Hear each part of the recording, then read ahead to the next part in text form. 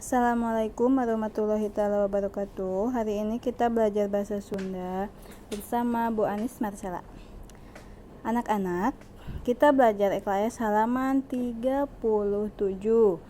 Pertama, ada kolom kecap istilah, kata yang akan kita buat kalimatnya. Nomor 1, sudah ada contohnya. Kecap alam artinya adalah alam semesta. Segala keadaan atau rupa-rupa nu aya di dunia, segala sesuatu yang ada di muka bumi. Nomor 2, panon poe artinya adalah matahari yang menyinari bumi kita. Nomor 3, ruksak. Ruksak itu berarti hancur. Nomor 4, nyaah. Nyaah itu menyayangi, saling menyayangi. Nomor 5, kaduhung. Kaduhung adalah penyesalan. Nomor 6, jelema. Jelema yaitu manusia.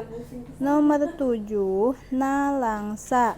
Nalangsa itu sangat sedih, menyesali semua yang ada. Nomor 8, miara, memelihara. Nomor 9, sato, hewan-hewan. Nomor 10, tutuwuhan, tumbuh-tumbuhan. Nanti di kolom sebelahnya dibuat artinya ya. Sekian pembelajaran hari ini. Assalamualaikum warahmatullahi wabarakatuh.